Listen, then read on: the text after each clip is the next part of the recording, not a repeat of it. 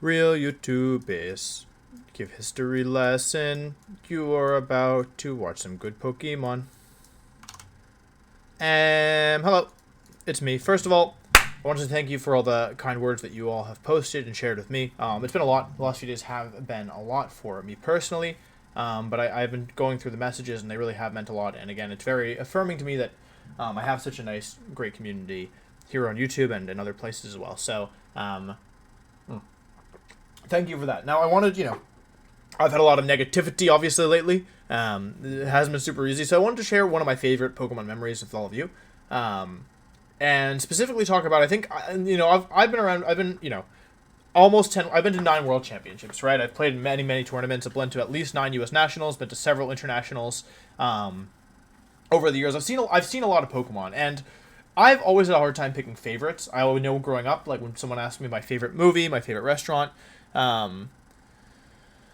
yeah, like I always had a hard trouble answering those questions, and truthfully, I still do. I have a hard time picking favorites in general. If you ask me what my favorite Pokemon is, the answer will vary depending on the day. Now, that being said, so all that to say that maybe I'm sure I'm forgetting something, right? I'm sure that to say this is my favorite set of Pokemon, it's very difficult, right? Maybe the answer also depends on the day, but to say that this is one of my favorite sets I've ever seen, I think is pretty fair. Now, the competitors are people that, if you follow VGC, you will be very familiar with. The first player is David Khoutesh. Now, Khoutesh is a European player, and I've talked about him before in the channel. I have a lot of respect for him as a player, and especially as a team builder. He does a lot of really interesting stuff that innovates the metagame and really pushes things forward, and is a strong player to boot. I don't know him personally. I've talked to him very few times. I'm not positive if I'm sure we've talked, but I'm not even positive if it's guaranteed happened. But I know for a fact that he's an extremely, extremely strong player, and there are many his teams are always echoing through the metagame. Now, the other player is Brendan Zheng, who you should also be familiar with. This is Aaron's younger brother and the 2013 Juniors Pokemon World Champion. Now, Brendan's in Masters now. This match is from 2018. And as I recall, the matchup is pretty terrible for Brendan. Now, here's my context for this. This is day 2 Worlds, right? Not only is it day 2 Worlds, it's round 7. And both players are 4-2. What that means is that the loser finishes top 32, most likely, and the winner makes top cut. This is an elimination match to advance in the tournament. And here's the other context. Now, I didn't actually check with Brendan before I recorded this, because I'm a little short on time, and I haven't recorded anything in 2 days, so I wanted to get this out. So, forgive me if this is wrong, but I'm sure I'm 99% sure it's correct. My understanding is that they've already played. They played day 1, which is technically a different tournament. You can switch teams before then. My recollection is that David won. I'm not positive about who won, but I know that Brendan feels that his matchup is really bad. Now, at Worlds 2018, I actually got eliminated at day 1. It's the only time I didn't move on to day 2 or start in day 2 for the competition. So I was serving more as like a coach role. I was there to kind of help and support my friends, which is something that's just the role I tend to fill once I'm eliminated. And so Brendan came to me and was like, hey, I'm playing Khoutesh, can you help? And I was like, yeah, I'll help you. So he told me about the matchup, and it was looking pretty bad. And he builds a game plan, or we build a game plan together. I make him do some stretches before the match, and then he goes into it. I think what makes this match also really good is that it's commentated by Aaron. So, yeah. Welcome back to Nashville, Tennessee for the Pokemon World Championships. Day let me check the levels. 2 of Swiss is coming to test. Okay, close. Cool. I'm Adam Doricott, joined by the ever-lovely Aaron Zheng. Aaron, how are you enjoying the day so far? It's been so crazy. 8 players have solidified their spot in that final top cut, and about Aaron should give us some 9 context more here. Are playing for their position in this next round. So, for a lot of players, most have been eliminated at this point from that top cut contention. I'm not gonna lie to you. A couple of them have already moved on, but then there's 8 to 9 matches that really this music's kind of janky. I know people like it, but I don't like it. Wire. So this last round is going to be so crazy. I've already looked at some of the pairings and matchups, and boy, there are some really tough ones in there. Yeah, so we're going to end up with about 16 or 17 in our top cut, is what you're saying? I believe so, yeah. Those are all going to be insane matches, It but is. To get there, there's another round to go through. I know that we've already had 6 rounds of thrilling action today. There's one more in the Swiss format, and we hope that round 7? Everyone at home is enjoying themselves in the same way. If you're at home and want to get involved, make sure you tune in on some of our social media channels. I know, Aaron, you're an absolute fiend for the social media yourself, a regular user of the Play Pokemon hashtag over on Twitter. I know that that's one of your favorites, and I've seen so Hashtag much Aaron Fiend. good support for people over there. So many people supporting their favorite trainers at home, people posting their favorite pictures. Of course, there's way more to stay involved with. Facebook.com/Pokemon, YouTube.com. I don't know why I'm letting them shill for you. You're a fan of the Instagram. The matches are only going to get more into it. From there, we'll play the bracket and the day. I'm really looking forward to seeing who makes it for both of these players. And some could say as tense as a Durant hanging out with a Heatmore. Those of you who aren't quite sure, you know, how tense it is, that's probably the best analogy I can give. Durant spending some time with good Heatmore analogy, Dawes. I understand perfectly. A battle as good as Survivor. so many good matchups. But one of the biggest ones, I think, two really strong European players coming to this tournament, Alessio Yuri Bochetto, who we've seen now, and he's playing a really, really difficult opponent, and perhaps one of the favorites from Europe to win as well. Excelled at the World Championship. They're doing pre-talk. I thought it was long time. That said, though, round 7 of Day 2 Swiss is upon us. It's pretty clear that these trainers, I think it's going to be a tough one. We'll look forward to what we've got before. So maybe you could speak to experience a little bit. So close to the top cut, you just need to keep your composure, We're skipping a lot. Have already gotten a guaranteed spot in okay, that here's the final standings. bracket. There are 3 Japanese World Champions based off their opponent's strength, but there are brackets. So yeah, it's going to be really intense. A lot of these names up there in the top 8, even top 12 shouldn't be too surprising, I think. Yeah, there are 3 world champions. 4 now with saw Paul. Earlier, but he did finish 3rd at most against David here. I believe they actually played Here yesterday. we go. Here we go. Okay. The matchup was pretty difficult for him, so I would like to see Brendan how he versus maneuvers David. himself around in this one. Yeah, so Brendan obviously has a little bit more information. I know I had the pleasure of commentating one of David's games. Yesterday I got to see his team up against Drew Nowak of the US, and it was clinical is how I'm going to describe it. His team, it pops off. When it goes, it really, really goes. But I think if he struggles, and you know, I'm sure Brendan can bring some of that kind of slower play, make it a little bit harder for him. Then he's got to think a little bit more. It's so cool that Aaron's commentating this as well. That's awesome. Both of these guys did actually make it through day 1 of the competition as well, so they've played so many rounds of Pokemon at this point already, you know, between 7 to 9 rounds yesterday and then another 6 rounds today, and they looks like they are pretty much using the exact same team composition as they did yesterday, so clearly it's Tell us about the teams. Going pretty well for them, but of course only one of them will move on to that final top 16 bracket. It's going to be a grueling match. I'm sure both players are excited to actually get underway in this one. The big thing here, though, is keeping the composure. As you said earlier, it's going to be so tough, and you know, we talked not slowed down. Brendan consistently able to put on those performances, qualifying for Worlds in all divisions. And I mean, it's still going to be a chase for his 2nd World Championship. Yeah, definitely. And That's I true. forgot to also mention Carson Confra, who did secure. I want to hear about the teams themselves. Yesterday. We have a couple rounds off. Here we go. You see the players ready. Sorry, I thought they were gonna like do some talk about the teams and stuff, but I think that I was wrong. I mean, I know that I was wrong because I just watched it. David on the left of your screen right there, with Brendan over on the right. They're ready and. There's a really funny picture I have somewhere, by the way, of me warming Brendan up with stretches. I don't know. It's super like I think I don't remember. I think it's you can see my face. I just kind of look like deer in headlights. It's like I don't know. No, oh wait, no, that's not that one. I don't remember. There's a stupid picture of us stretching, but I think stretching is important. We did like the old track stretches that I used to do. So yeah. In this one, such a tough match. You know, this is probably before you make it to a top cut match. It's got to be the most stressful Swiss round in the course of a season. Yeah, absolutely. Nice handshake. And I think one of the more interesting things is the fact that they actually did play yesterday as well. So I am curious as to what Brendan has maybe prepared a little bit this time around for what David is about to bring. He did mention to me yesterday that he thought the matchup was pretty difficult. So I think one of the nice things, however, about approaching a difficult matchup is if you've already lost, then you already know some sense of woe. I forgot. So Brendan had Nidoqueen. I forgot about this. And if I recall correctly, okay, so there's a couple weird Pokemon on the screen here. Blaziken is not a super popular Pokemon. I mean, Blaziken plus Bisharp was used a fair bit in 2018. A fair bit, like, it was something you had to be aware of. I lost to it myself at Nationals. And Nidoqueen won Oceania Internationals No, it got lost in finals. It got second in Oceania International Series. So it had some play. However, here's the deal about Brendan Snorlax. Snorlax, you might notice, doesn't have any speed control in this team, right? Maybe Tailwind Immense, maybe Tailwind Cortana, but no, like, Trick Room or anything. So, like, why do you have a slow Pokemon in your team, Brendan? What are you doing? Well, it's Max Speed Snorlax. It's Max Lax, as it's known. Which is going to, I think, have a role here. I'm not totally positive, but yeah. Work well. And so I'm trying to remember the game plan we came up for this. Of course, we are going to get Cortana was important. And Coco? We do have the teams I don't up remember. on the screen for you. David's team over there on the left of Zapdos, Bishop, Serena, Blaziken, Tapu. Serena had some usage as well, but not a ton.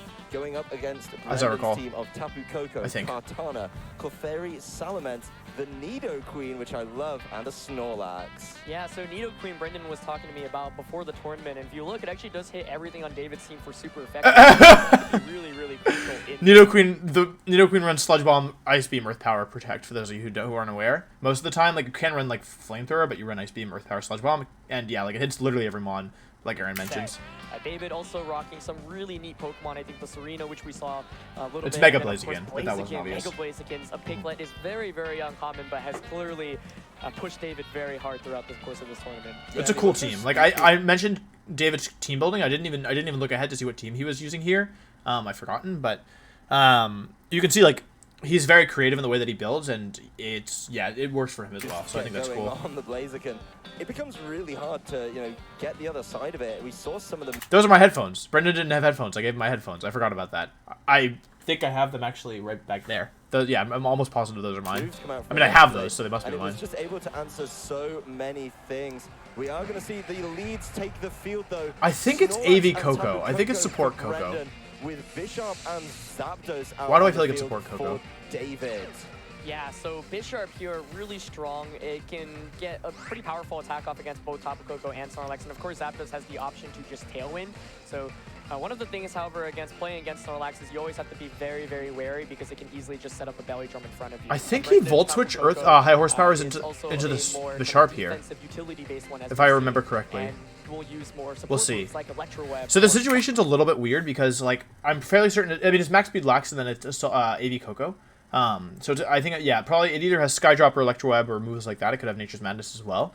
By leading Snorlax, you force Bisharp to target it, in my opinion, with a move like Knockoff, because if you ignore Snorlax and it Belly Drums and he just, like, Volt Switches into Clefairy, for example, it could be the game right away. So Khoutesh kind of feels like he has to target Lax, in my opinion. And Zapdos doesn't really put in a ton of pressure here. Snorlax is really good natural bulk, and this is obviously Electro typing doesn't work against Coco, especially AV Coco, so for that reason, Zapdos is most likely either going to switch, but it doesn't really have any reason, because it's although it's not threatening anything, it's also not really being threatened, in my opinion, either, so it's probably just going to go for a Tailwind here. So the turn feels pretty played out, but the question is, what is Brendan going to do with the Lax? I don't remember if he has... I'm pretty sure he doesn't have Recycle. I think it's BD, High Horsepower, Return, and maybe Protect. Skydrop too, potentially. But I'm not positive. I don't remember. But Brendan right now does have to worry about the threat of Tailwind. Yeah, I mean, if you get the Tailwind up, you could... Volt Switch comes out. It should be into Bisharp. Yeah, breaks the sash. Doing nothing of the sort, though. Immediately Volt Switching into this Bishop, doing a good amount of damage. That electric terrain really makes those numbers add up as it leaves the field. Should be Clefairy or Katana? Yeah. Immediately revealing another one of his Pokemon. Katana, the choice, a very quick choice there. Zapdos decides it's time to Tailwind. That Bishop's going to enjoy that one a lot. A Pokemon that's usually a little Iron bit Head, slower. actually. Bishop goes for the Iron Head, does connect with the Snorlax a decent amount, but Snorlax immediately retaliates with a high horsepower. Bishop immediately removed from play on David's side in turn 1 right here. So I really like that play. I think I may have told Brendan to do it, or I can't remember if this is what we expected in terms of the leads. But that play is really good because, basically, like, Snorlax, like I said, it has to be targeted by Bisharp. You cannot ignore it. You cannot ignore Snorlax, because if you ignore it and it belly drums, you could just lose, right? So Khoutesh is forced to respect Snorlax. However, Brendan says, my Snorlax actually, it has good special bulk. You have a fair bit of special Pokemon on your team between Zapdos, Tapu Fini, and yeah, like of course, like, I'm not really threatened by anything, so I can just take a knockout turn 1. And of course, David gets speed control, which is pretty valuable. However, it's not a bad trade for Brendan at all. And keep in mind, the matchup feels pretty... Brendan feels like the matchup is not in his favor, so being able to immediately remove Bisharp, who's a very problematic Pokemon, is pretty good. And even if he gets knocked off, which he doesn't, he actually manages to maintain his berry there. he still KOs Bisharp. Like, he takes a little bit more damage. She trades, like, half of Snorlax's health plus the berry, but in exchange, he gets rid of Bisharp, so it's not a terrible trade. Yeah, so trading the Bisharp for the Tailwind setup there. Had Ironhead gone to Kartana, that probably would have been pretty disastrous for David, but getting some good damage onto Snorlax is really strong, especially because I think Blaziken has a very strong matchup against Brendan's entire team, and that Tailwind is also... We talked a bit about how Nidoqueen is, like, pretty strong against David's team, but, like, we've seen 3 of the Pokemon, and Mega Blaziken hits extremely hard. Like, I'm not positive that Coco takes a Flare Blitz, so... Yeah, I believe the last... Well, let's see. Very useful, especially if Zapdos is carrying something like Heat Wave, which we often see on Zapdoses. So, if so, David has a pretty simple play here of just Mega Evolving Blaziken and perhaps superpowering Snorlax and Heat Waving. But would not be surprised to see Brendan maybe go for a double protect this turn or protect one of the Pokemon and switch the other back out into Tapu Koko. Yeah, well, Kartana does leave the Mence, right. Okay, yeah. So he needs to get rid of Bisharp because Mence is needed to reduce Blaziken's damage output. That's the whole point, right? So you... effectively, yeah, that's the whole point. I forgot about that. Yeah, so basically you need to remove Bisharp immediately because if you get Blaziken and Bisharp on the field at the same time, then you're in immediate, like, heaps of trouble because you can't intimidate Blaziken without powering up Bisharp. Salamence entering the field, getting an Intimidate down on that Blaziken could be so useful. Try and slow down the onslaught double of out. David's team. It's actually going to be a double switch for Brendan. It's a bit of an obvious switch so David can read it, but Brendan kind of has to do it in my opinion. Trying to use that fairy typing to soak up one of those fighting type moves with ease. Immediate Mega Evolution from this Blaziken. Getting a lovely buff to its stats. Flare Blitz comes out. Flare Blitz will head though right over probably into the other Mence. side of the field. Yeah, Mence. Salamence on the way in, so really good switch there from Brendan. Blaziken taking its recoil damage. Z move. Oh, interesting. Z move. So that's a really good move from David because it covers a switch. From this Zapdos. It depends on who it goes into. If it goes into Coco... If it goes into Salamence, it'll be a great turn for David. Yeah, but if it goes into what that Aaron said. Tapu Koko actually should be able to take it pretty well. So David's switching it up a little bit. Let's see who it targets because this is going to be a huge attack. Yeah, we're going to see where it heads towards. It goes into the Coco. It should reveal it's Assault Vest. That's Assault Vest. Oh my god, that's Assault Vest. Very well. Amazing switch. So basically what David was doing, he says, alright, I know that I have an obvious move, right? My obvious move is just Flare Blitz or Superpower the Snorlax and Heat Wave. And that covers everything, right? Like, it covers everything on the field, right? However, he says, alright, Brendan, like, I know you have Coco in the back. I know you're expecting a Superpower here. Maybe I do a bit of a different move. That way, like, it still covers the options. Like, you still get some big damage off into Snorlax, who isn't threatening that much damage. Like, you can high horsepower Blaziken for, like, 50%, but other than that, like, he probably expects a Protector switch there. But it also, yeah, it just covers, like, if Brendan had switched in the opposite order, Mence would have taken... I think Mence might have gone down, but it would have taken at least a ton of damage. And Coco, I think, also would have... Well, not because of Intimidate, it would have survived, but... yeah, like, it would have worked out really well. So I like David's play. It's just that Brendan called the sides that he had to switch into correctly. Not very effective attack. Because you can also switch Mence into... You could have switched Mence into either slot, assuming you have it, because obviously Mence takes fighting attacks as well. At the end of that turn, that switch for Brendan, very strong. Blaziken manages to get itself a speed boost. It doesn't really need it right now with the benefit, of course, of that Tailwind. But so Brendan's in a pretty good spot here. He's played pretty well. He 2 turns left to Tailwind. Yeah, you know, that was slightly risky because when you double switch, if your opponent calls it correct, you could lose a lot immediately. But David tries to switch things up a little bit and actually doesn't really get too much out of it. It's a great turn there for Brendan. Really phenomenal switching there, but David still has the threat of offense right now, but he's pretty much forced to switch that Blaziken out because it's not doing much damage after that Intimidate. Yeah, the Blaziken's definitely needed to deal with the Snorlax. Calls the Protect. And the Kartana. Brendan keeping that Salamence safe with a Protect. Zapdos will Thunderbolt into the protecting Salamence. And Skydrop. Immediately skydropping the Landorus on its way in. Okay, so Skydrop was removed from the game, so maybe I'll just explain kind of the dynamics here. Why would you Skydrop Blaziken there, right? Why not go for a damage move? Why not go for Thunderbolt? The thing about Skydrop is that it puts it creates a really interesting situation where Coco outspeeds Mence, right? That means that if you Skydrop Coco this turn and protect Mence, or you Skydrop Blaziken this turn and protect Mence, next turn, Blaziken would have attacked first. It would have attacked before Coco drops it, so its attack will do nothing. It just doesn't get to go off. Skydrop comes out, and then Mence gets to attack. So basically, by Skydropping this turn, you ensure that David can't protect, like, it's not a 50-50 anymore. Because if Blaziken protects this turn, fearing Mence, then next turn you know you're safe to attack it. And if Blaziken attacks this turn, then it can't protect next turn. So it's a really good play from Brendan. He also disables the Landorus on the Twitch in turn. the Tailwind in play.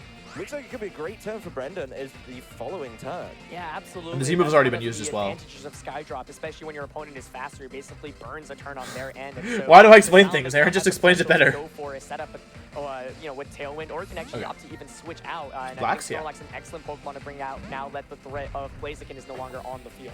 Yeah, Snorlax coming in. So I want to touch a little bit even more. I want to go deeper on that play. The reason Brendan switches here is because he knows that, like, if you look at Brendan's team, every mon except for Mence is in Oko range of Blaziken. And so if he lets Mence go down, he will most likely lose to Blaziken. Even beyond that, he needs Intimidate to protect some of his Pokemon from the Blaziken. So even though, of course, like, he had a free attack into Landorus, more or less, he realizes that he needs to keep Mence healthy enough that it can beat the Blaziken in the end. So I think it's a really smart switch and a really smart decision not to Mega Evolve and therefore to keep Intimidate. Place of the Salamence.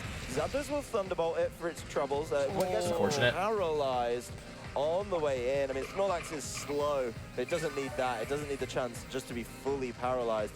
Does activate its Figgy Berry, so it's not exactly unhealthy. Skydrop frees the Landorus, and Tailwind peters out for David, so more great switching from Brendan. Yeah, the switches are great. He also resets the Intimidate on the Mence. With Zapdos, looking at the Pokemon that Brendan ended up bringing into the set. He didn't bring that Nidoqueen, which of course can hit for super effective against Zapdos with a potential Ice Beam. No Clefairy for redirection either.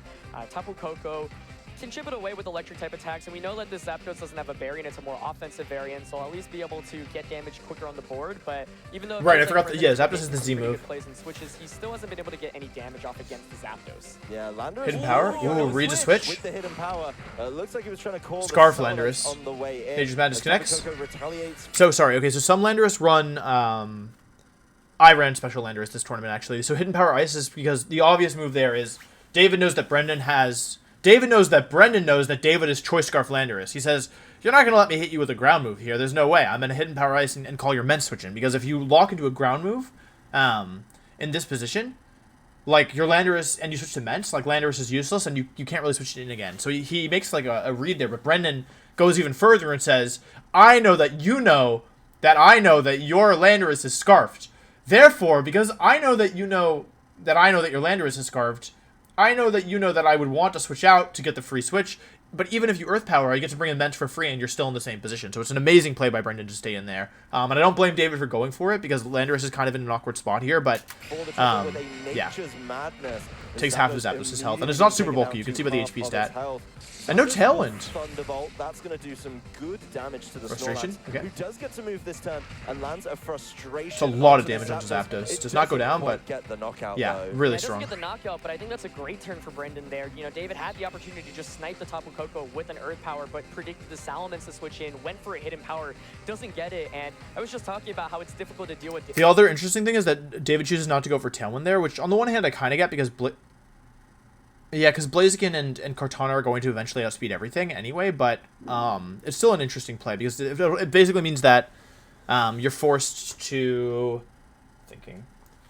It basically means that Blaziken can't attack immediately a lot of the time. Like, it can't just come in and attack. Like, it might have to protect to get the speed boost first, so it's interesting that he doesn't go for Tailwind. Zapdos in terms of damage output, but the Nature Madness and the Frustration combination does so much damage to it. An excellent turn there for Brendan as he's able to almost knock out the Zapdos. A knockout there would have been so great for him, but I think that turn still went really well for him considering like he didn't just lose Tapu Koko and he got all that free damage. I think Volt switches Zapdos here. Yeah, the Landorus kind of has to switch. Out, doesn't want to be stuck with the Hidden Power as its move of choice for the rest of the game. Blaziken maybe Electro Web? Oh, protects Zapdos. Zapdos to keep itself safe. Doesn't want to take that little bit of damage that would knock it out. Tapu Koko I agree with that play. Into the Protect and Snorlax Frustration. It's a lot of damage onto Blaziken. It's like a 2 KO probably. Oh, yeah. 2 KO. Yeah, that does so much damage, and more importantly, Tapu Koko here should still be the fastest Pokemon on the field, so Brendan really... David had to switch there. Staying in Hidden Power Icing for no damage isn't going to help him, but also by switching, yeah, I mean, you kind of just need the full paralysis chance, I think. Quite well, and David going for that aggressive prediction with that Landorus, and like as you mentioned, being forced... I think I would like to see Lax switch into Mence here and go for Electro Web if you have it, but I'm not positive he has it. We've seen Volt switch, Skydrop, and Nature's Madness. And fortunately, Brendan has been able to attack through the paralyses, despite getting paralyzed by Zapdos that switches. Thunderbolt earlier. Yeah, well, Zapdos is so important to David. He's going to try save it for later, bringing in the Landorus, getting an Intimidate down, which will be very, very helpful against these frustrations as well. You know, there's no boost on the Snorlax as of yet. Tapu Koko not will great. Electro Web, and Blaziken avoids it. Blaziken lands a superpower onto that Snorlax. That's an extremely important miss for the record. Because of this miss, now Blaziken will outspeed Tapu Koko, which wouldn't have happened otherwise. And because it outspeeds, it also outspeeds Mega Mence, which is also a big deal. Because if Mence outspeeds before Blaziken, it at least forces David into a bit of an awkward position. But yeah, the miss is huge. Gets rid of it, of course, but also good for David for not. But a big Pokemon on Brendan's side has Yeah, it was still good for David because, like, yeah, I mean, he didn't fall for the fact that, like, that play was really good. He knew that Zapdos kind of had to switch out. He knew that Koko had to target the Zapdos slot and save Zapdos, which allows him to reset both the Intimidate drop and the Superpower drop and Landorus's choice move one more time, whatever he chooses. In theory, if he wants to switch, he doesn't have to. Get Electro Web, so it's still in pretty good shape right now. Yeah, that's a really unfortunate 95% accuracy, by the way. If the Electro connects there, then you guarantee that Tapu Koko and Mega Salamence will still be faster. But unfortunately not the case, and we've already seen that David's Landorus does one Hyper Voice would win the game for Ice, and so Brendan here. Right now, Brendan's No, it wouldn't. Sorry, still have to worry about Hidden Power Ice potentially can just knock it out. So his next turn is going to be really big because we know David's going to have to lock himself into an attack. So we have to see which one he commits himself into. We know Kartana is the last one on Brendan's end, so he might just try to go for I can fix this. I didn't realize it was not showing everything. Koko slot, knowing, okay, if your Koko stays in, I'll get the knockout. If you switch out, I'll do a lot of damage. If not, just knock out the Kartana outright. But the Blaziken has to retreat. It's been caught with Intimidate and the drop from Superpower, so no surprise to see Zapdos come back in. Maybe the Sacrificial Lamb, or I guess Sacrificial Bird in this instance. Oh no, switch out. Salamence does decide it's going to be going for the Mega Evolution. No more trying to cycle the Intimidate, just going to get Aerialate as its ability now. Here's the Hidden Power. Does Hidden Power. No Protect on the Salamence. Oh, it survives! It's not able to get the knockout as Tapu Koko sky drops the Landorus. Not going to do any damage as Salamence Frustration will get the knockout onto Zapdos. Oh man, the survival there. It's not. It's bulky. Hidden Power Ice, you would expect to knock out a Salamence at around 75%, but Brendan's. Like, in theory, I think Landorus could have knocked out full HP Salamence, if I'm remembering correctly, depending on builds. Like, maybe if Salamence is minus special defense, or maybe it did like 90%, but that's. Yeah, that's a lot. That did a lot less than most people would expect, myself included. Salamence trained very hard in special defense, is able to take that attack, and now the. But now it's a weird 50-50 because it's like, is Blaziken going to protect here? And now David is down to his last two Pokemon, and more. Because Kartana's not doing anything. Does not get to attack this turn. Yeah, I mean that's such a trouble for the Landorus, and it's stuck with Hidden Power Rise. That Salamence, such a big boy, so hard to take out. You know, you'd think it would get there. No but protects. It just doesn't do it. Skydrop frees the Landorus. Tailwind. Salamence sets up a Tailwind. I like it. Hanging on there, so important. David throwing up his hands. Blaziken does decide it's time to follow up with a Rock Slide. Will get the knockout on Salamence, but it's not. So that was a really smart Tailwind. It covers all the options. If Blaziken protects, it's obviously good. If Blaziken doesn't protect, well, you'll be able to see. This is what happens. So let's see what happens. So much work for this Blaziken right now. Yeah, that's a great. Brendan hasn't used the Z move. That's the other thing that I want to note. The Blaziken there, but a Tailwind a little bit of a safer play because plus one Blaziken protects her and you don't get any speed control. Then Blaziken actually outspeeds everything. So it's down to the last Pokemon on both trainers' side here, but Brendan does have the speed advantage. It's going to be a really close one, but we do know that Landorus is locked into Hidden Power. Blaziken, however, does have the option to protect. So this next turn is going to be big. Does Blaziken opt to protect, hoping that Brendan targets into it, or do you just attack with both Pokemon? Well, the big thing here as well, from Brendan's side, he does protect. We've not seen a Z move yet, so he does have a huge damage option available to him right now. That's the right play, Skydrop. Skydrop the Blaziken, fail with the protect, and it's time for the Z move. Kartana wants to deal the damage that it needs to get rid of this Landorus. Yeah, will be enough, and even if it's not, will the Hidden Power Ice knock out either Tapu Koko or Kartana? Tapu Koko, you presume not, because it is quite bulky. Kartana, of course, a little bit more frail, but, you know, without having the same type attack bonus, and with Landorus' space special attack not being that high, you presumably can survive a Hidden Power as well. So let's see. The Z move here is actually just going to outright knock out the Landorus. So Brendan plays himself into a fantastic position taken here. Off the field by a Bloom Doom from this Kartana. Blaziken's now +2, if I've counted correctly. Now there's so much pressure on this Blaziken. Right? Honestly, going to be a real struggle to see if he can get there. Yeah, it's only +2. Spread move is Rock Slide. you don't want to rock slide. Maybe it's +3. We saw how well Tapu Koko took it earlier. +3? It's not going to do anything to this Kartana. I think it's +2. But you've got to get rid of one before you can start single targeting the other. Honestly, I think this Blaziken's got a little bit too much work to do right now. Yeah, absolutely. Goes for the double protect. Yeah, it was +2. Which, that definitely, it was David's one out. So good for him for assessing that was the one correct move to make. You know, it's still a little bit difficult because if he opts to, he can't really flare blitz, right? If he does, he'll just take too much recoil. That's right. So he's pretty much forced to go for a superpower. But that means that Blaziken does get another speed boost, which means it should be able to outspeed the Kartana now. Well, where there's a rock slide, there's a way, and it could definitely be the option for him in a 2-on-1 situation. It's going to be a tough one. But he's got to try. This is your final round of Swiss at the World Championships. You can't just give it up. And even if you don't he's do just that, got a superpower. He's gone for the superpower, maybe thinking he can take the damage that Tapu Koko has to offer. We'll have to see. It's going to be so close, but Tapu Koko here could go for Kartana goes down. Instead, actually, it won't be super effective, and then the defense drop as well from the Blaziken after superpower might potentially be enough. This is going to be so close, but that double protect keeping David in this game, and we're going to have to see what it comes down to for this final damage. So it was double protect, stay alive, from this sky drop after and now it's sky drop. Defense drop. What are you thinking, Aaron? I have no idea. Why have you not run this calculation? Were you not doing this with Brendan? Blaziken after superpower? Here we go. Is Skydrop gonna do enough? 62 HP right now. It's going down. It's going down. It's doesn't not get enough. it. It's not. Remember that Electro Web he missed earlier? Yeah. There, Blaziken That's the end of the game. From the sky So drop, and next turn, it gets its you can see. Here, I'll move my. See, that's what I wanted. I will move my mic face cam because I'm covering Brendan. But you can see that Brendan is like, he's frustrated, right? The matchup is really, really bad, and you played extremely well. Just to recap what's happened, eliminates Bisharp right away. Delays Mega Evolving Mence, positions really well, sets up Tailwind at the right time. David plays the ball as well, to be clear. I don't want to take anything away from David. In fact, I think he plays extraordinarily well because Brendan was also playing, Brendan was playing out of his mind, and David's able to bring this back with good play and a little luck as well. Electro Web is 95% accurate. That miss changes the entire game, and then he also needs to double protect in order to outspeed Kartana. Mega Blaziken's base 100 speed, Kartana's base 107 or something like that. It hits 177 stat, I think. So, Brendan's frustrated. It's 2 out of 3. He's lost a game that realistically most of the time he should win based on how the plays have gone. He loses on a 5% miss and then a 1 in 3 chance for a double protect. So, the question is, how, he plays out of his mind and he still loses. The matchup is poor and he gets a little unlucky as well. How is he going to adapt? How is he going to adjust? How is he going to maintain composure / is he going to maintain composure? Because I know, having been in this spot, it's very difficult to maintain your composure being on the other end of this. Opportunity to fight back against this Tapu Koko. Oh, man, that was a really crazy game. I felt like both players were playing really well, but David... And recoil, if he dies to recoil, Blaziken wins. The Pokemon who feigns to recoil the wins. Option to protect Kartana, but if you protect the Kartana and the Blaziken targets the Tapu Koko, then you instantly lose the game. Yeah, so it's a 0-0, but he loses. But not enough to knock out the Blaziken. Blaziken carrying through in a 2v1 situation. Doug goes down. Trying to prove that it's the hottest chicken in Nashville this weekend. Better than any of the local joints. That has put David Khoutesh one step closer to Topka at the World Championships. Such a close game there. I mean, if the double protect doesn't go off, then the game is instantly back over. to the banjo. Is this a banjo? Chance there.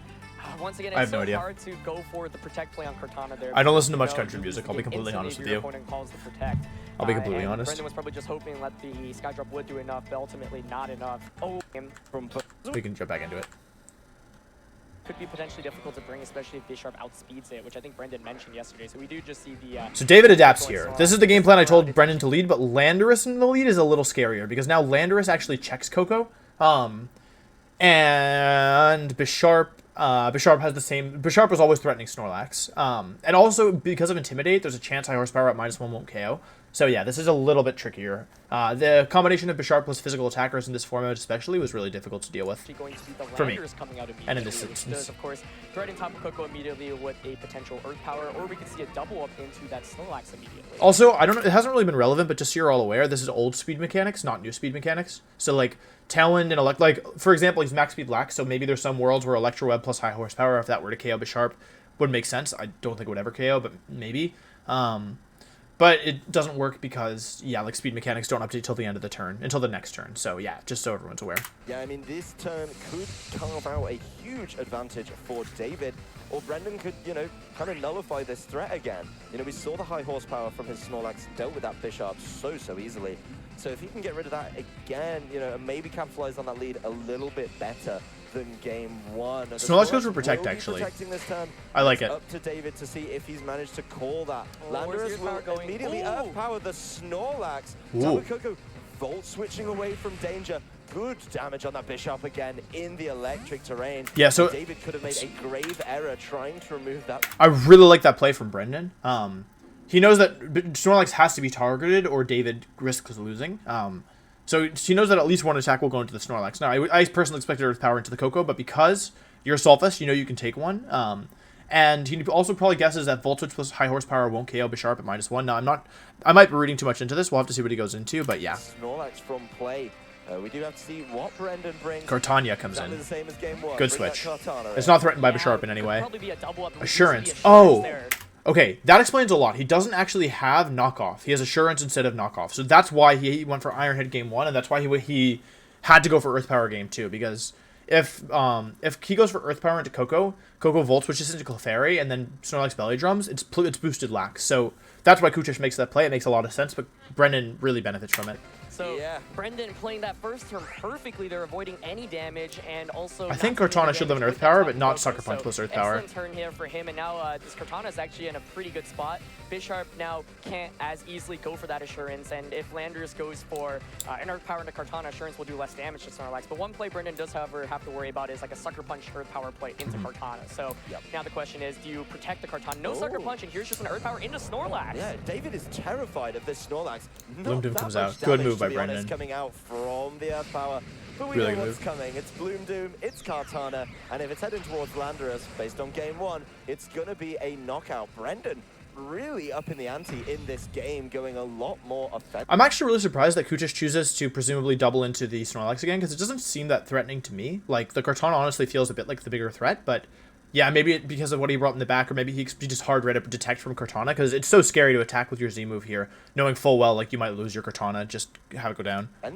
Yeah, probably gonna get the knockout there onto Landorus. We did see a KO in the first game, but Bisharp more importantly didn't opt for Thoroscopios Fulgurante. Switch out, so could be just another Assurance into that Snorlax, and if so, Snorlax should live this. Just knock it out. So we'll have to see. Yeah, I mean, one of the big dangers to Brendan's Tapu Koko has been removed from the field. Kartana grabs a Beast Boost for its trouble. That really is the. It should live this, right? No way it goes down. Follows up into no way. Snorlax. No way. Not even close. Yeah. Yeah, that might just be a double knockout here as long as high horsepower connects from Snorlax, presuming that's what it goes for. So let's see. It is going to be the high horsepower. Is it going to connect? It will. So that's 2 quick knockouts for Brendan. Assuming it doesn't KO. It doesn't KO. High horsepower, not enough. No way. Yeah. Both you and I absolutely rumbled on that one. And made to look quite the fools as Bisharp clings on with a minuscule amount of hit points. Blaziken will enter the field.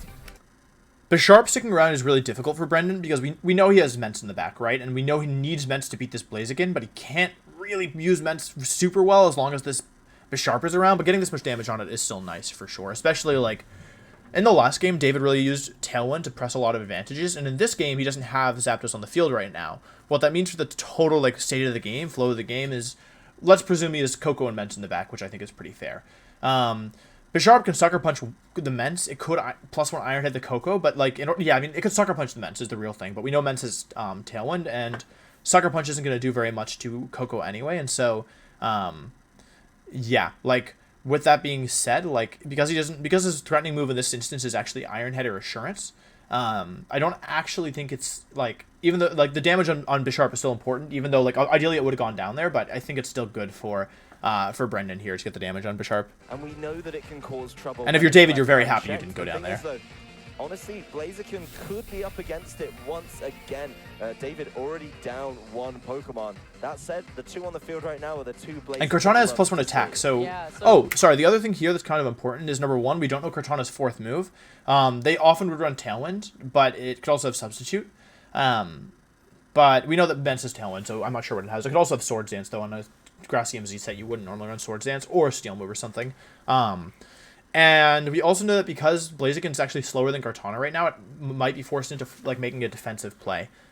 Because yeah, like you definitely don't want to take +1 Sacred Sword with your Blaziken since it's so important to winning the game. Snorlax takes attacks really well from that Bishop, and Blaziken obviously can knock out either of these, but can only aggressively target into one. And right now it's also slower because it has a Mega Evolve that hasn't got any speed boost than the Kartana as well. So I think we are Oh, I going to wonder, see is this Snorlax Mence? switch out Coco, just to get rid of that ooh. initial Intimidate, because Snorlax actually does a fair amount of damage even if you don't belly drum, and that's how Brendan's been playing Mega? with it thus far. Yeah, well, he can't bring the Salamence in because he's terrified of giving that Bishop Exactly. the Defiant boost.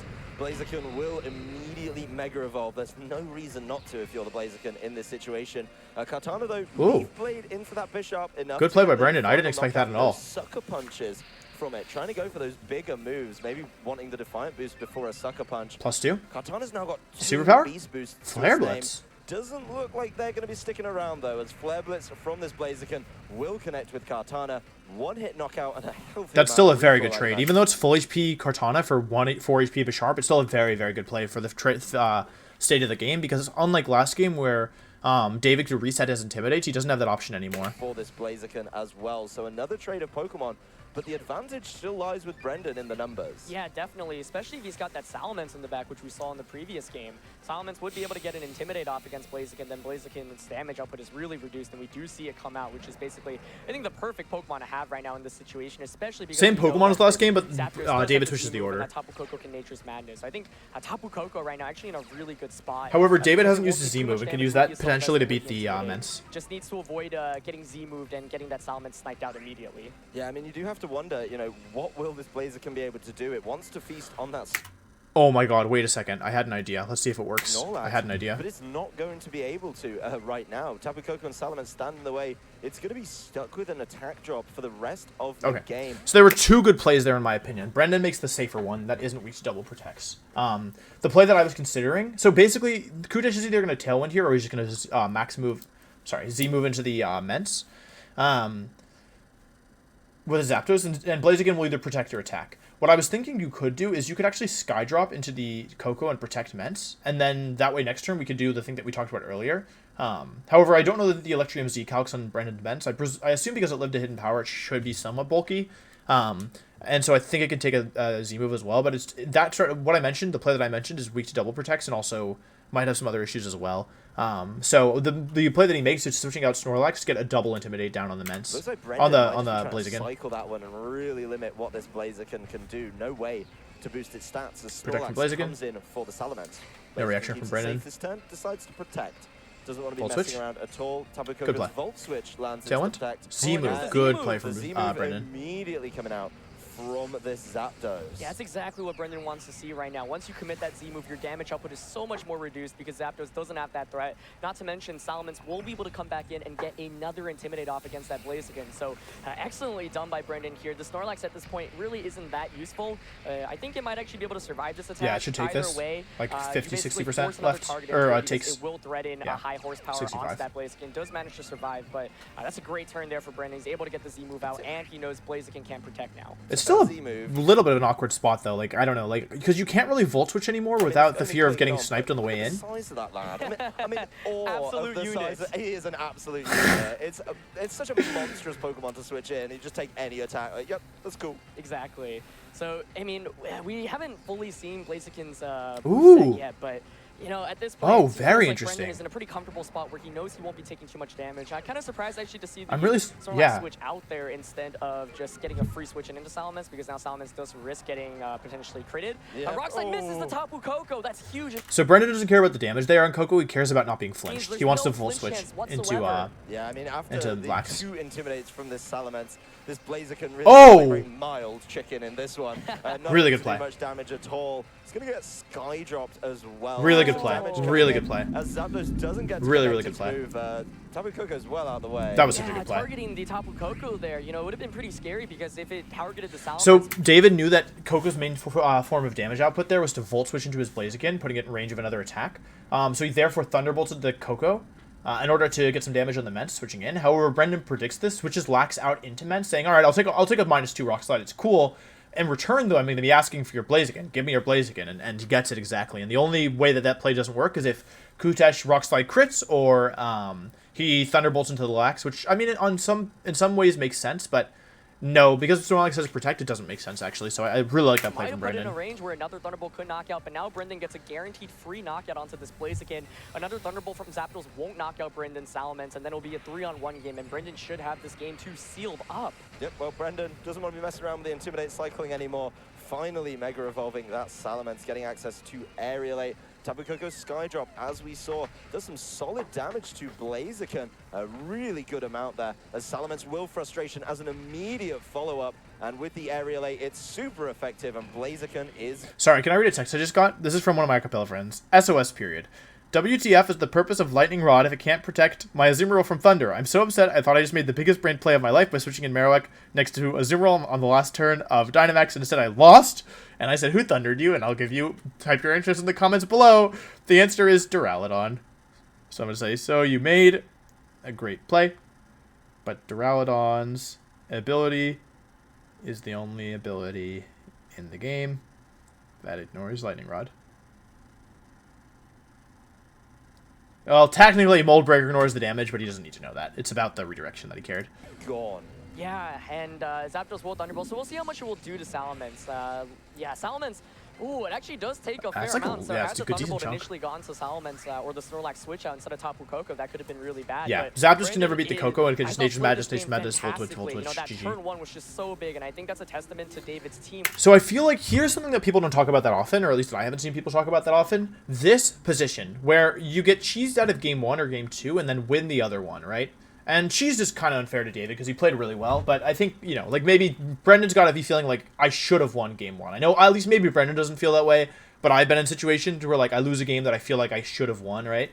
And thinking the set should be over right now. I should have already won, but now I have to play a third game. And I actually think that like the two hardest times are like not to tilt when you get unlucky in a game is right after it happens in the second game, and then in the third game as well, because you feel like I already did it, right? I already feel like I already feel like I've done what I had to do, but now I have to play another game. So, yeah, it's a very difficult position to be You really in. need to aggressively get all this damage off. But another important thing to note is that the Landorus plus Bisharp double up into Snorlax actually only does around 75%. It doesn't do any David was damage. Probably expecting it to knock out. Maybe even Brendan was expecting it. But the fact it can survive that so easily is a really, really big deal. And we're going to go into a game 3 for a win and in set, and it doesn't get any more intense than that. No, this is going to be one of the biggest games for both these players, everyone at home. I hope you're enjoying the action here. David Khoutesh. Skippy.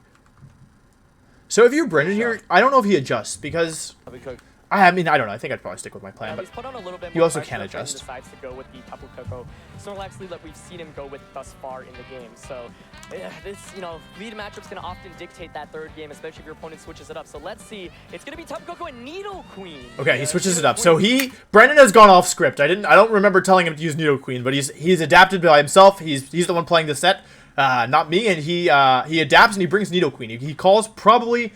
Honestly, if I'm Brendan here, I'm expecting Zapdos Bisharp every day of the week.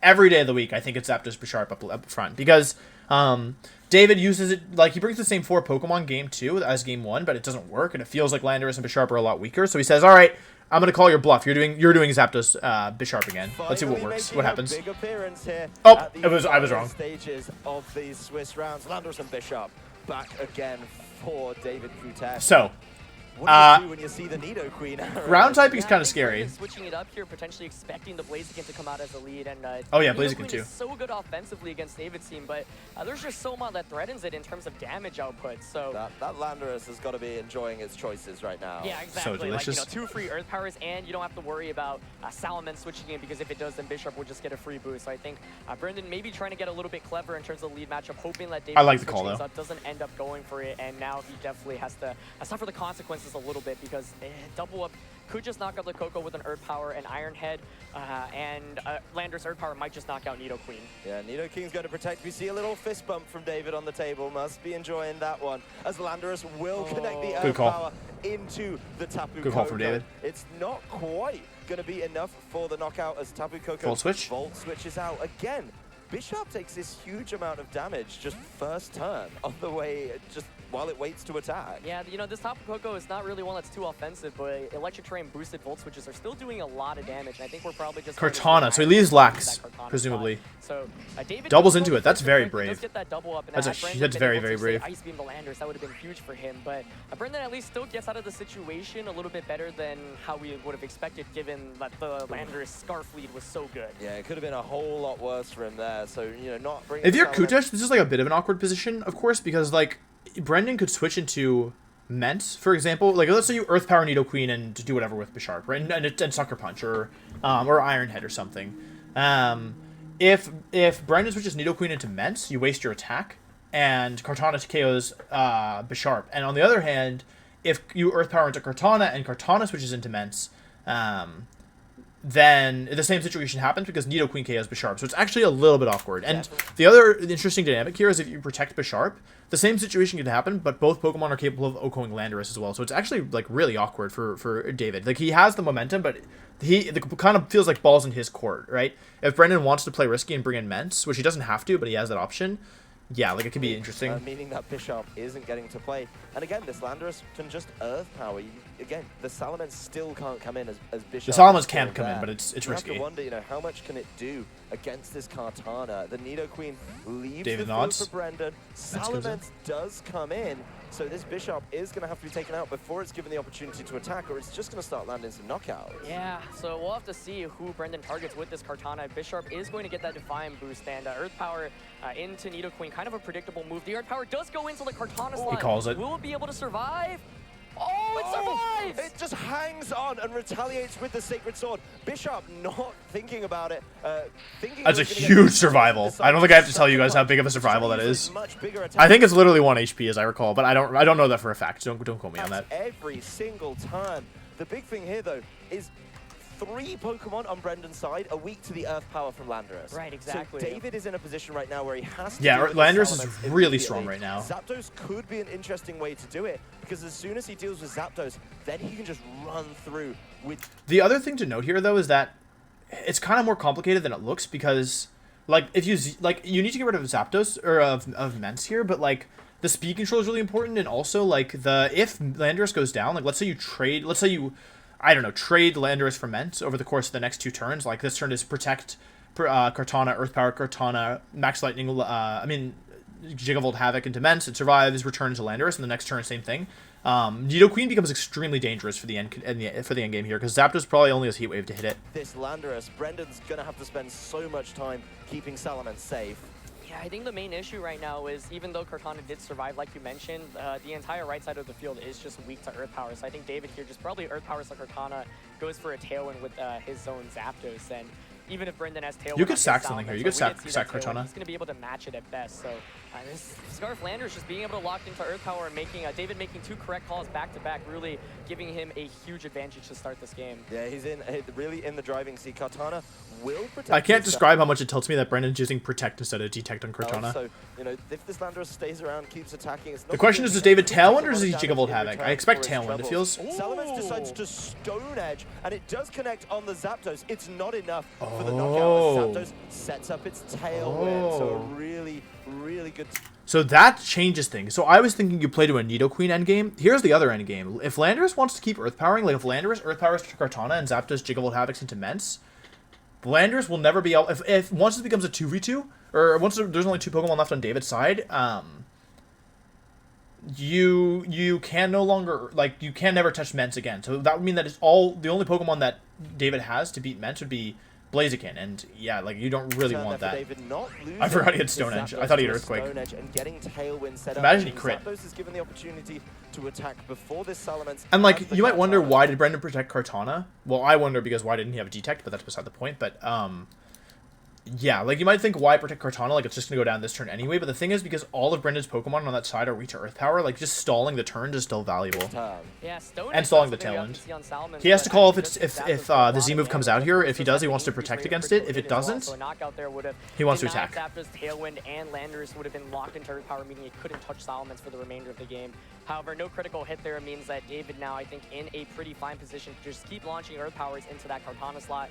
Now this next turn, you get a big decision. Do you just go for the Z move immediately, or do you just Thunderbolt? Oh, Brendan interesting. wants to save that Oh, Kartana. good play, good play, Kartana's good play, needed good play, for good play, good later. play. It's going to be given. So it's actually not about Cortana surviving here. It's, well, it is, but it's about the ability to protect. Brendan wants to play this into an endgame with Nidoqueen, I think, where Nidoqueen's at full HP, and Coco, like both Coco and Cortana get one shot to Earth Power, but if he goes into Coco here, he doesn't have to worry about like he can stall another turn of Tailwind with Cortana's Detect. The Tapu Koko to attack into Landorus's Earth Power. We know where it's No going. protect He's from not Mence. throwing it at the flying type Salamence, and Tapu Koko knocked out on the way in. Maybe Salamence is trying to get some damage down onto that. Doesn't call it correctly. David goes for the Z move. But before it even It should gets the survive. opportunity to do that, it's going to have to take a Gigavolt Havoc. Oh my god! Zapdos. Oh my god! Wait. Here shouldn't knock out the Salamence, but should it put it around, I want to say 25 to 35% in terms of HP. Now Salamence will get an attack off. You know, it could go for the knockout onto Zapdos or go for chip damage onto that Landorus. Or what else could it do? Probably a two-hit knockout What could else could it do? Let's see how much this does. It's a lot of damage. What could it do? It's about, He delayed the Tailwind. He delayed the tail. Well, you'll see. You'll see. wanna But that's. say that, I forgot about that's that. He delays the 5%, Tailwind maybe here. a little Holy bit cow. Less than that. But Salamence just So, sorry. Tailwind is an interesting move because, unlike Trick Room, which cancels if you use it twice, if you use, like, Tailwind doesn't cancel out other Tailwind, but using it with, like, a turn later, then your opponent can give you distinct advantages, which I think we might see matches pretty the soon. Tailwind. Yeah, and what Brendan does have going for him right now is he's got an extra turn of Tailwind behind David. Nidoqueen and comes in. is able to come back. So, There's no I way. mean, if Nidoqueen could potentially survive, It an doesn't- Earth Power there's no way it from dies Landorus, Earth that would Power, be right? Absolutely Landorus huge is for so Brendan. weak. That actually, I think, would help him seal up the game. So even though I feel like David has had the advantage earlier on in this game, it will come down to whether this Nidoqueen can take a potential Earth Power. Oh, I right see now. the Yeah, end I mean, game. the That's Nidoqueen actually is so the good. bulkier I see of the end game. Compared to its partner, Nido King, of course. Oh, It's never mind. I don't see the Keep end game. itself safe this turn. Wants to use that turn, of course, where only Brendan has Tailwind available. Landorus's Earth Power. Heading Oh, I right see a into different it. endgame. The Salamence Will Frustration is going to connect and knock out that Zapdos. Oh my So goodness. No damage coming out, and you know, Brendan could find that one turn to carve out a huge advantage. There's there. one turn left of Yeah, David's he's still Tailwind got and that two extra left Tailwind, of and, Blaziken, if it is the last Pokemon, won't be able to get that initial speed boost off. two So left Blaziken of does end up coming out, Brendan's. and even though David This is a really awkward spot for David because, like, sure, like, you could Earth Power Rock Slide here. However, oh my god, I see it. Oh, I'm not even gonna tell you. You can just watch. I know what happens. With that Landorus, the first couple of turns, of course, we know That's the Earth Power actually has genius. to be committed into the Nidoqueen slot. So now the question is, does Brendan hope that he can survive the Earth Power and just go for an Ice Beam into Landorus, I'm or actually does in he shock. switch out the Nidoqueen? Because if he does, he'll probably just lose the Nidoqueen, and Salamence's return won't knock out. He actually does pull out the switch out. Yeah, Nidoqueen leaving the field, wants to play in That's the so good. next turn, where it is going to be, of course, a little bit different in the speed tiers. I'll tell you about why this is so good Surprise after. here. Mega Evolving Incredible. wants to be Actually able to incredible. get all the damage down, but it's probably going to have to Protect protect to be Mence. safe from this Salamence Yep. right He does now. protect. He's going to need another one potentially though with the following turn. Exactly. Oh, he doesn't have to protect. He doesn't have to Tailwind, protect. He's Landorus' faster. Earth Power. Right. Pretty sure it's going to get the knockout on Kartana. Yeah, and we'll see who the Salamence targets. So you guys remember a couple turns ago when I was talking about protect, stalling Tailwind, saving Coco versus saving Kartana? I was wrong. It wasn't about saving protect there. Brendan created a guaranteed win condition, I think, or pretty close to it. Blaziken's forced to protect this turn, and Landorus locked into Earth Power, can't touch Mence, right? So in this position, right, that Brendan's in now, he always returns into Blaziken.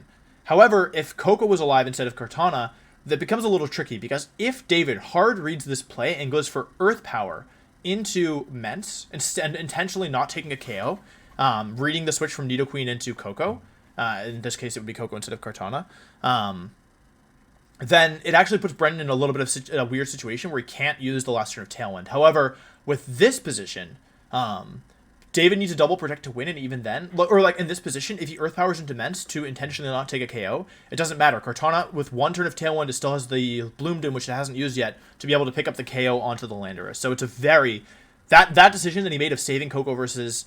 or sacking Coco versus saving the 1 HP Kartana changes everything. Critical hit. The most unnecessary critical hit I think I've seen all weekend. And the frustration going into the protect, but a pretty safe And play. Tailwind because ends. Tailwind does expire now, And so this is Brendan where has the that delayed... Brendan played the whole game into this position, where he has one turn left of Tailwind. extra turn of speed. And I David think doesn't. He might have been able to eke this one out. Nidoqueen's going to come back out. I mean, the question is Nidoqueen going to be able to outspeed Choice Scarf Landers under the Tailwind? I think that's what it's going to come down to. I think Blaziken probably goes for a double protect. This Nidoqueen might just be the ace that Brendan needs to seal up this game. It's going to be so close. So in order to win this, it's not guaranteed. What David needs here is double protect Blaziken. He always loses Landorus. He can't stop that. So double protect Blaziken into Rock Slide Flinch Nidoqueen into Flare Blitz crit. Down to this one and maybe he doesn't need the crit in Flare Blitz. Goes to the double, fails. Doesn't get the double protect. He knows what's coming. There's the frustration. Blaziken's gone. That's guaranteed. Land. This Landorus can't do it. It's locked in and there. And the Nidoqueen outspeeds. That's the game. Nidoqueen moves. I love how happy Aaron is. Landorus can't do oh, my heart.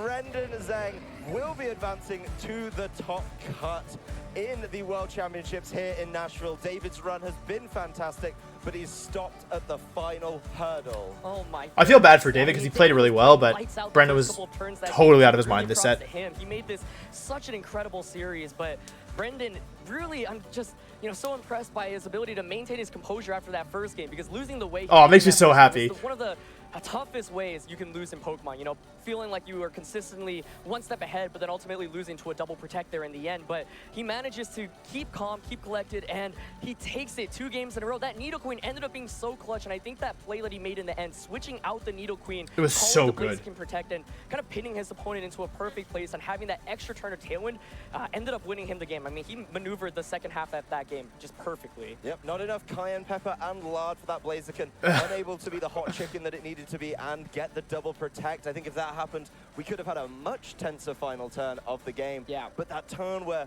he takes the Gigabyte Havoc on Salamence, sets up the Tailwind, and then even the late game where he's maneuvering the Nidoqueen around to be on the field safely. That's me. Well. I think he's going to. Salamence was with Wolf, friend Jake. Oh my god, I got a little emotional. I'm not gonna lie. I remember feeling such pride for him in this moment.